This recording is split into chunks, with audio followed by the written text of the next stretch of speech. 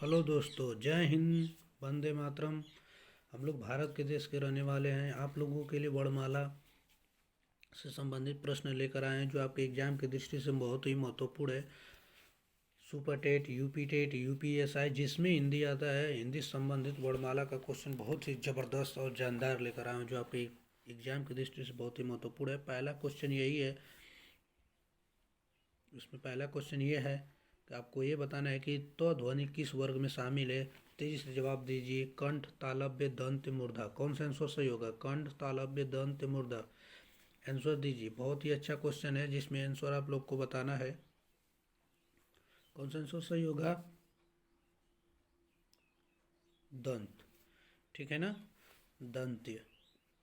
अगला क्वेश्चन है, री वर्णमाला में किस के अंतर्गत शामिल है? री वर्णमाला जो होता है किसके अंतर्गत शामिल होता है? स्वर, व्यंजन, संयुक्त व्यंजन, द्विगुण व्यंजन। ठीक है ना, आपको पता होना चाहिए। स्वर जो 11 होते हैं, व्यंजन होते हैं 33 होते हैं, संयुक्त व्यंजन 4 होते हैं, द्विगुण व्यंजन 2 होते हैं। ठीक है ना, तो जिसमें आपको बताना है कि री वर्णमाला में किसके अंतर्गत आता है। स्वर के अंतर्गत आता है कि व्यंजन, संयुक्त व्यंजन, द्विगुण व्यंजन किसके अंतर्गत आता है? तो आप लोगों को बताना है। बहुत ही तेजी से बताइए कौन सा आंसर सही होगा। स्वर, व्यंजन, संयुक्त व्यंजन। स्वर देखिए 11 होते हैं, व्यंजन जो होते हैं 33 होते हैं, संयुक्त व्यंजन 4 होते हैं जिसको छ, त्र, ज्ञ, श्रम बोला जाता है। द्विगुण व्यंजन जो ढ ढ होता है उसके नीचे बिंदी लगा होता है, वही द्विगुण व्यंजन जो नए व्यंजन के रूप में माना जाता है।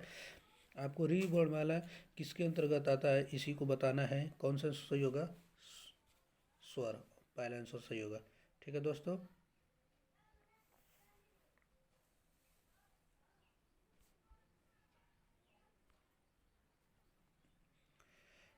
आपको बताना है कि निम्नलिखित में से कौन अंतःस्थ ध्वनि नहीं है। ठीक है ना, य, र, ल और ब है। य, र, ल, ब है। जो थोड़ा दिखाई नहीं दे रहा है ये आपका ब है। क्या है? ब है।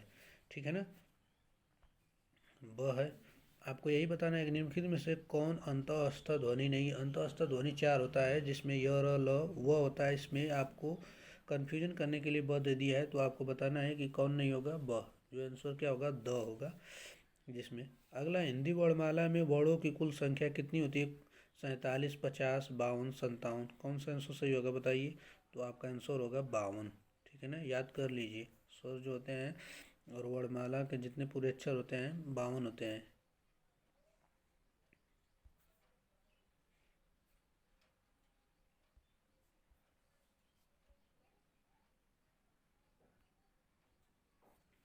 अगला क्वेश्चन है, निम्नलिखित में कौन संयुक्त व्यंजन नहीं है? संयुक्त व्यंजन आप लोग को बताए थे कि 4 होते हैं।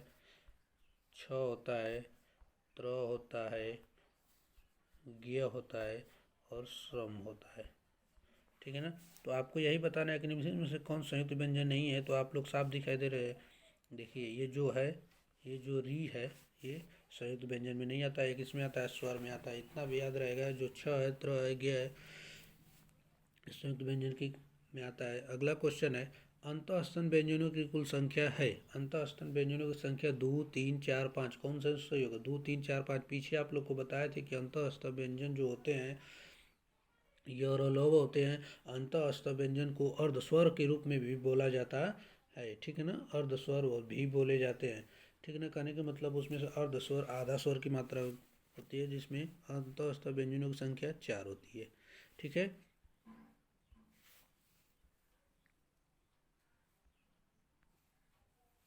अगला क्वेश्चन है, उष्म व्यंजनों की संख्या कितनी है? उष्म व्यंजनों की संख्या कितनी है? उष्म व्यंजनों की संख्या आप लोग को बताएं। उष्म कहने का मतलब हम बोलते वक्त जैसे उष्मा भाप निकलती है, जैसे बोलोगे स स स ह, तो उसी में उस जो होते हैं उसमें व्यंजन कितने होते हैं? 4 होते हैं। कितने होते हैं? 4 होते हैं। स स स ह होते हैं। ठीक है ना, अगला है, निम्नलिखित में से कौन ओष्ठ्य व्यंजन है? ओष्ठ व्यंजन आपको बताना है। ओष्ठ कहने का मतलब आपके व्यंजनों की जो संख्या होती है स्पर्श व्यंजनों में, जैसे वर्ग बांटा जाता है। जैसे 5 वर्गों में बांटा जाता है। क से लेकर म तक, क से लेकर म तक में 5 वर्ग बांटे जाते हैं। जितने होते हैं 25 होते हैं। 25 स्पर्श व्यंजन होते हैं, उसमें वर्ग बांटा जाता है। कौन ओष्ठ से बोला जाता है, कौन कंठ से, तालु से, मूर्धा से, ओष्ठ से। तो जैसे प वर्ग के जितने होते हैं सभी ओष्ठ से बोले जाते हैं। जैसे प फ ब भ, प फ ब भ, म होता है। जैसे उसमें जितने आते हैं वो ओष्ठ से बोले जाते हैं, बिना आपका ओठ सटाए नहीं। अगर आप लोग वीडियो देख रहे हैं ना तो एक बार अपने से बोलिए और देखिए, आपका हमेशा दोनों बार ओठ जो होगा टच करेगा। इसीलिए बोला जाता है कि कौन है व्यंजन जो ओष्ठ व्यंजन में आता है। तो आपका आएगा, आप लोग समझ गए होंगे, प फ ब ब, जिसमें आएगा फ। ठीक है ना।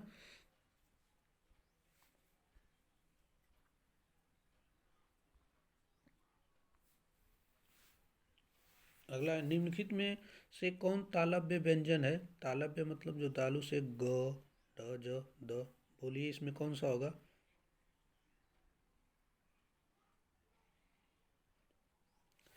आपका आंसर होगा ज। ठीक है ना।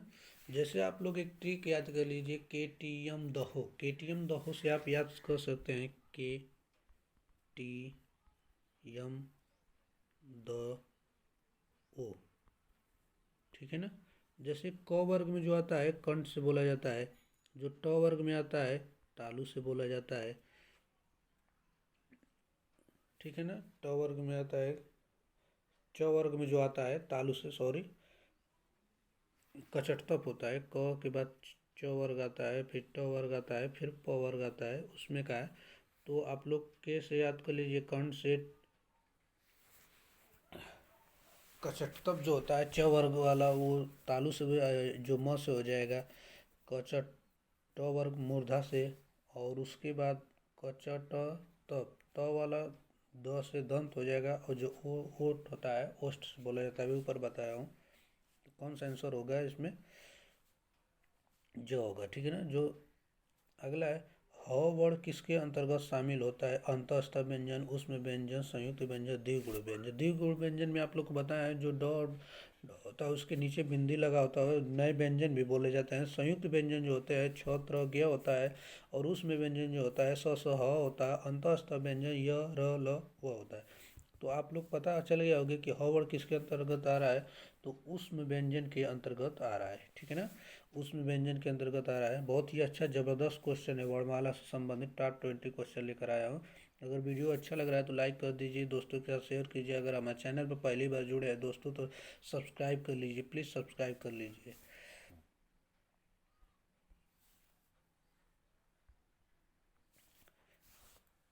अगला क्वेश्चन है कि स्ववर्णों की कुल संख्या कितनी होती है। स्वर वर्णों की कुल संख्या कितनी होती है। 10, 11, 12, 13। ठीक है। लिखने के आधार पर जो स्वर होते हैं 13 होते हैं, लेकिन जो हम लोग पढ़ते हैं उससे संबंधित कौन सा आंसर होगा, 11 होगा। ठीक है ना। अगला है, व्यंजन वर्णों की कुल संख्या कितनी होती है। व्यंजन वर्णों की कुल संख्या कितनी होती है। ठीक है ना। अगला क्वेश्चन यही रहेगा, तो आप लोग को पता होना चाहिए व्यंजन वर्णों की कुल संख्या कितनी होती है।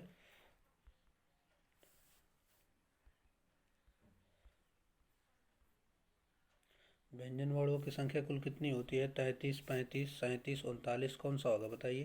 33, 35, 37, 39, कौन सा आंसर होगा। 33, 35, 33, 35, 33, 35, 37, 39, कौन सा आंसर सही होगा बताइए। 33 होगा। ठीक है ना दोस्तों, आप लोग को पता होना चाहिए कौन सा आंसर सही होगा, 33। अगला, निम्नलिखित में से कौन द्विगुण व्यंजन है। जैसे आपको 4 विकल्प दिया है, उसमें आपको फिर देखना है कि कौन है। जैसे केवल फर्स्ट, केवल थर्ड, केवल फर्स्ट सेकेंड, की द थर्ड और फोर्थ। तो आपको द्विगुण व्यंजन पहले से बता चुका हूँ। जो ये है ये आपका संयुक्त व्यंजन है, ये आपका उसमें व्यंजन है। बचा जो ये देखिए जो बिंदी लगा हुआ उसी के बारे में बोल रहे थे, कि जो उसके नीचे बिंदी लगा होता है नए व्यंजन का भी बोला जाता है, और द्विगुण व्यंजन भी बोला जाता है। जैसे द्विगुण व्यंजन में आपका ये दोनों आएगा, तो ये आपका विकल्प के अनुसार कौन सा आंसर सही हो जाएगा, द, तीसरा और चौथा। ठीक है दोस्तों।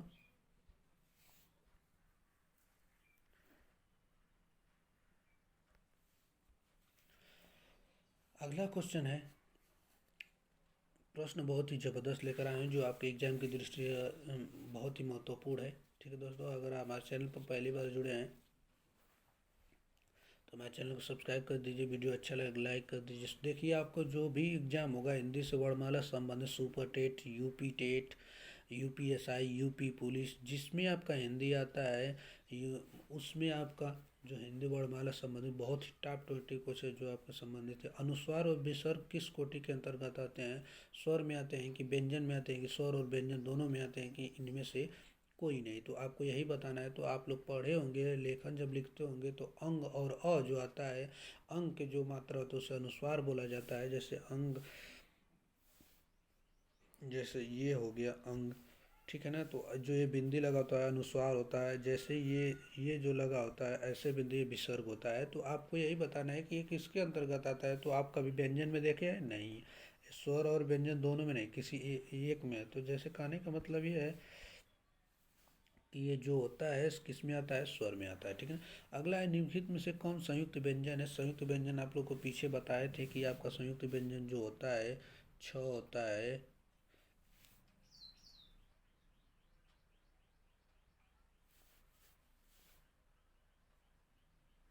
क्या होता है? छ होता है, त्र होता है, ज्ञ होता है, दो, ये भी संयुक्त व्यंजन है, ये भी संयुक्त व्यंजन है। निम्नलिखित में से कौन संयुक्त व्यंजन है?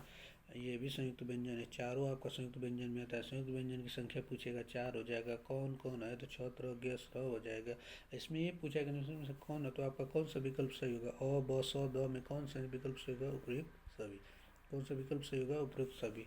चारों विकल्प मिल रहा है।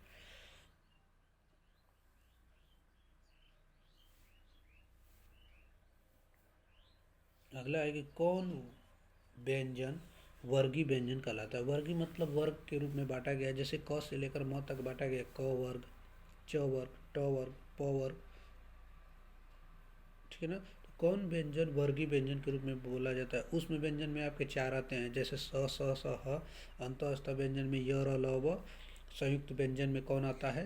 संयुक्त व्यंजन में आपको अभी बताया, पिछला क्वेश्चन था, छ त्र ज्ञ श्रम होता है। तो इसमें जैसे उसमें व्यंजनों की संख्या जो होती है, उसमें व्यंजनों की संख्या चार होती है। अंतःव्यस्त व्यंजनों की संख्या चार होती है। संयुक्त व्यंजनों की संख्या चार होती है। लेकिन स्पर्श व्यंजनों की संख्या 25 होती है। लेकिन आपका क्वेश्चन ये नहीं पूछा है कि ये नहीं पूछा, लेकिन इससे जो क्वेश्चन बनेगा आप लोग को बता दिया हूँ कि कौन व्यंजन होता है वर्गीय व्यंजन कहलाता है।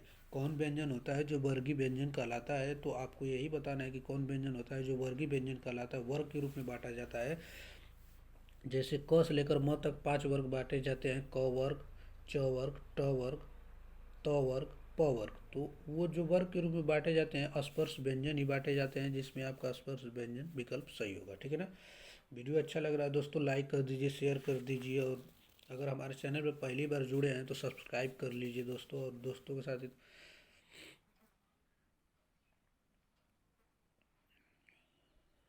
अगला क्वेश्चन है कि निम्नलिखित में से कौन अल्पप्राण व्यंजन कहलाते हैं? ठीक है, पूछा है कि कौन है इसमें से अल्पप्राण व्यंजन कहलाते हैं। बहुत ही ध्यान से समझिएगा। निम्नलिखित में से कौन अल्पप्राण व्यंजन कहलाते हैं, जिसमें आपको बताना है। जैसे इसमें पूछा है कि प्रत्येक वर्ग का पहला और दूसरा वर्ण, कि प्रत्येक वर्ग का दूसरा और तीसरा वर्ण, कि प्रत्येक वर्ग का पहला, तीसरा और पांचवा वर्ण, प्रत्येक वर्ग का दूसरा और चौथा वर्ण, ठीक है ना। तो पहले आपको वर्ग समझना है। तो वर्ग का मतलब, जैसे पहले वर्ग में आपका आता है क, ख, ग, घ, अंग। तो इसमें जैसे क वर्ग में जो ये हो गया आपका, क वर्ग में पूछा जाता है कि क वर्ग में ये पूछा जाएगा कि आपका जो है निम्नलिखित में से कौन अल्पप्राण व्यंजन में आते हैं।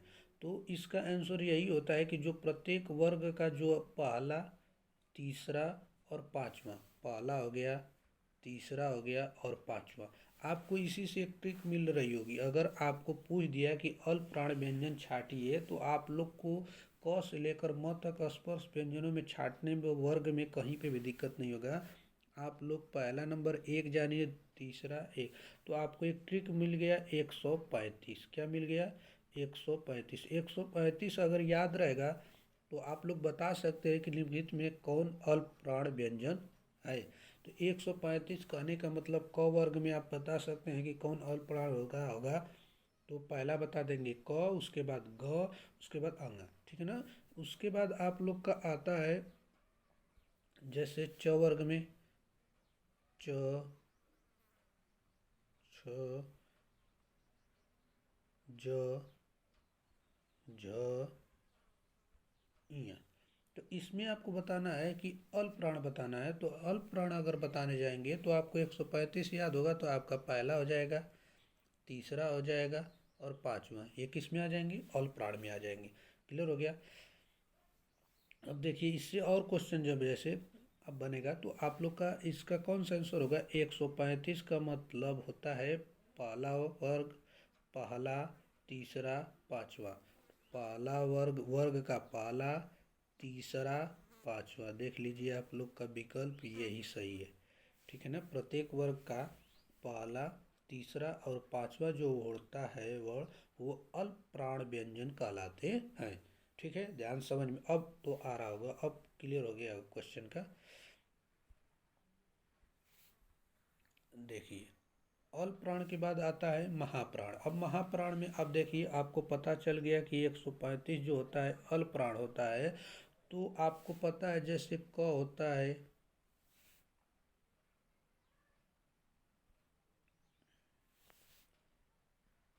क होता है,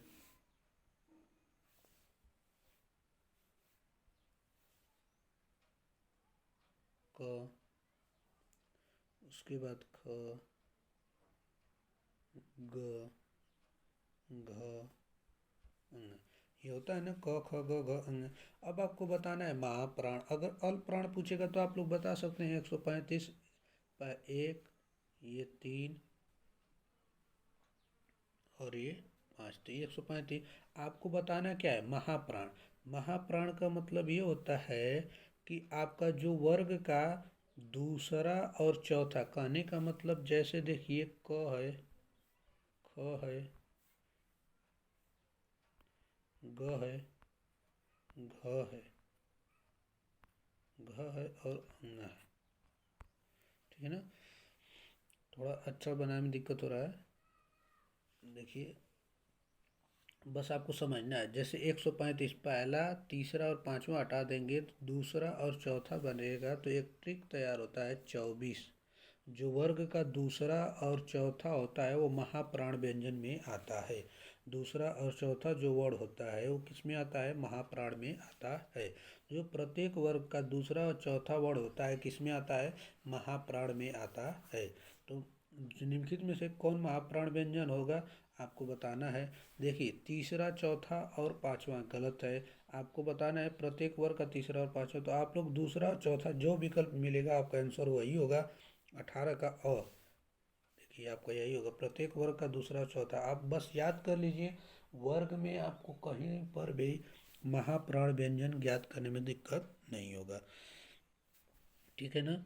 अब अगला क्वेश्चन है, प्रश्न है, क्वेश्चन है। ठीक है।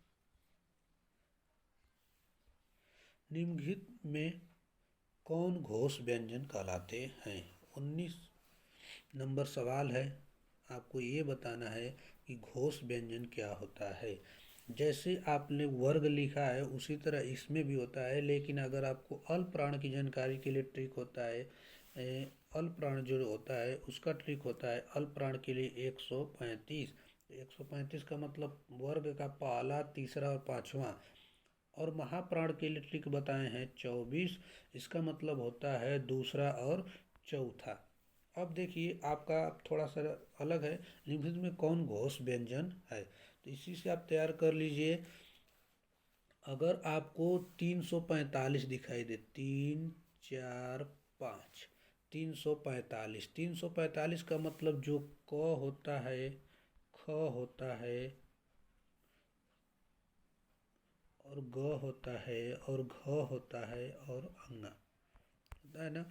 तो आप लोग देखिए इसमें 345 का मतलब पहले नंबर पे ये है, दूसरे नंबर पे ये है, तीसरे नंबर पे ये है, चौथे नंबर पे ये है और पांचवें पे ये। तो आपको 345 कहाँ दिखाई दे रहा है, यही ना दिखाई दे रहा है ये। 345 का मतलब आप लोग को यही समझना है कि जो प्रत्येक वर्ग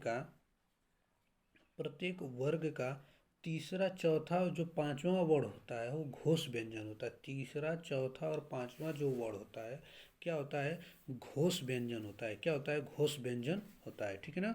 तो तीसरा और चौथा अब आप लोग को पता चल गया, तो विकल्प कौन सा सही होगा, तीसरा, चौथा और पांचवा वर्ड। ठीक है ना। अगर दूसरा और चौथा दिया है तो दूसरा और चौथा किसके लिए होता है, महाप्राण के लिए होता है।